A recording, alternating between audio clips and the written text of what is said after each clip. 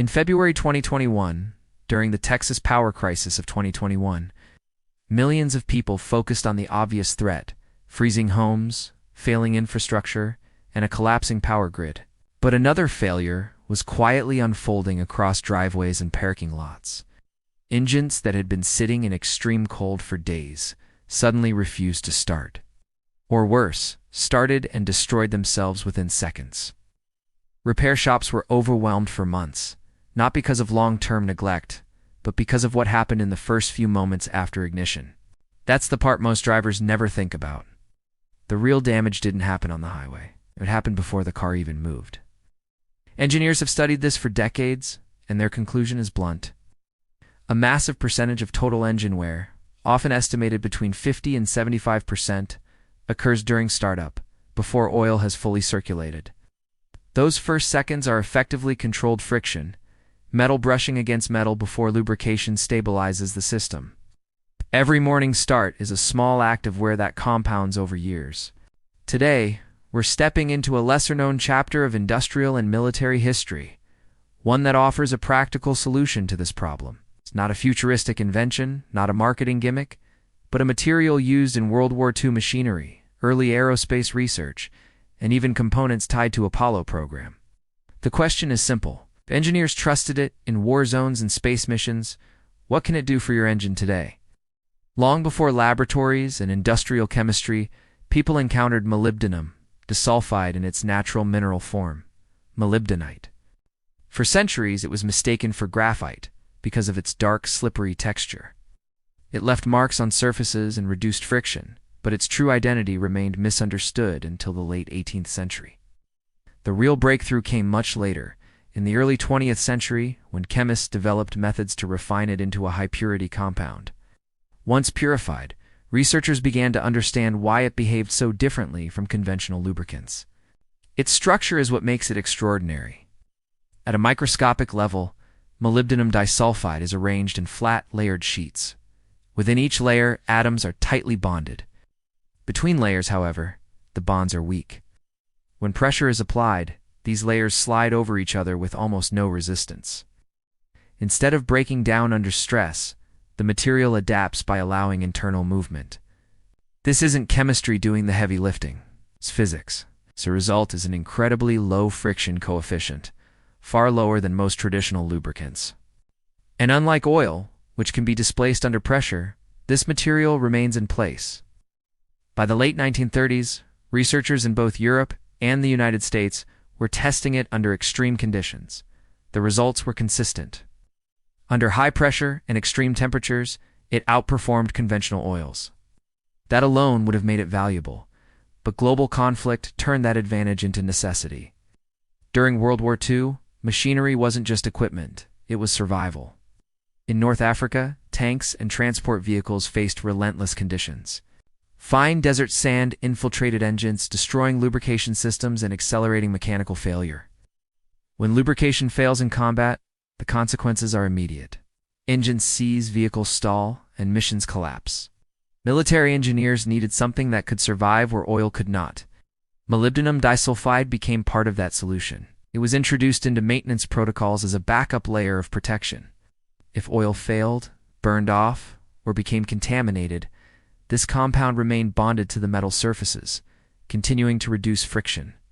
By the end of the war, its use had expanded into aircraft engines. Aviation, where failure is not an option, the ability to maintain function even after partial lubrication loss was critical. Engines treated with this compound could continue operating long enough to complete missions or return safely. This wasn't theoretical. It was documented, tested, and implemented in real-world conditions where lives depended on mechanical reliability. After the war, research didn't stop. In 1946, the National Advisory Committee for Aeronautics began investigating advanced materials for aerospace applications. Jet engines were pushing into temperature and pressure ranges where conventional oils simply failed. At extreme heat, oil breaks down. In a vacuum, it evaporates entirely. Molybdenum disulfide offered something unique. It didn't rely on remaining liquid. It functioned as a solid lubricant, maintaining its structure under conditions that would destroy traditional systems. When the United States advanced into space exploration, the challenge intensified. In space, there is no atmosphere to stabilize fluids. Temperatures swing violently. Radiation adds another layer of stress. And yet this same compound proved stable. It was used in mechanical systems within early spacecraft and contributed to components associated with the Apollo missions. When engineers needed something that would not fail in a vacuum, they turned to a material discovered centuries earlier and refined through decades of research. To understand its relevance today, you need to look beyond what the eye can see. Engine components may appear smooth, but under magnification, they resemble rough landscapes filled with microscopic peaks and valleys. These are known as asperities. When two metal surfaces interact, these tiny irregularities are where contact actually occurs. Under normal operating conditions, motor oil forms a film that separates these surfaces. As long as that film remains intact, metal does not directly touch metal. This is the ideal state. The problem begins when the engine is turned off. Oil, being a liquid, drains downward under gravity. It settles in the oil pan, leaving upper engine components with minimal coverage.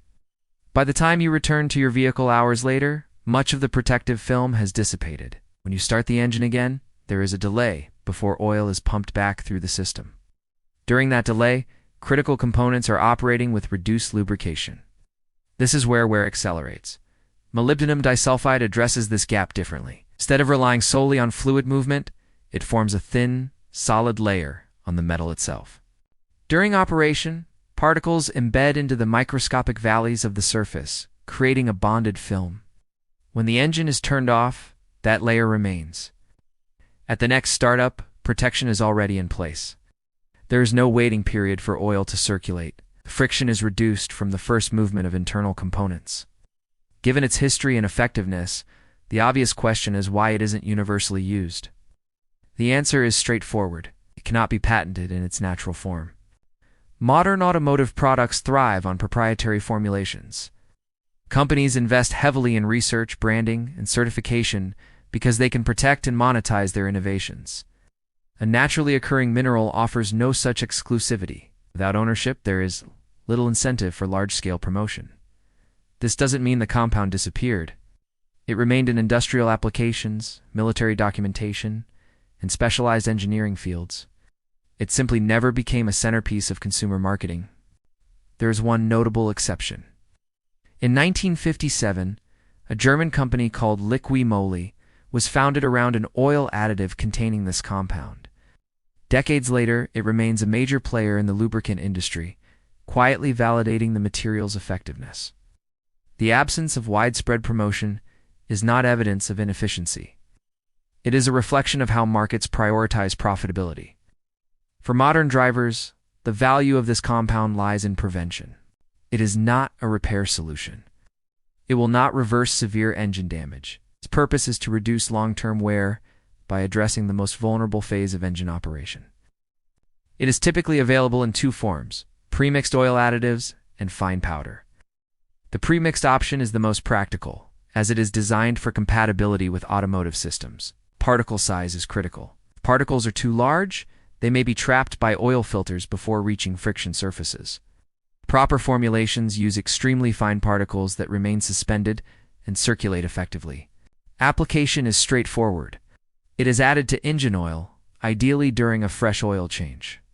Once the engine reaches operating temperature and is driven under normal conditions, the compound begins forming its protective layer. There are important limitations.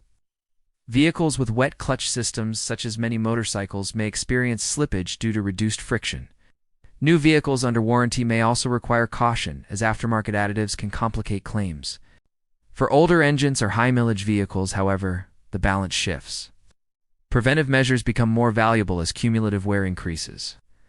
What stands out is not just the effectiveness of the material, but how easily it was sidelined in mainstream awareness.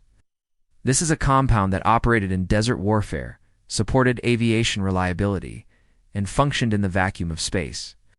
It solved real problems under the most demanding conditions imaginable, and yet it remains largely absent from everyday conversations about engine maintenance. The gap is not due to lack of evidence. It is due to lack of visibility. The next time you start your engine, understand what is happening beneath the surface. Those first few seconds matter more than most people realize.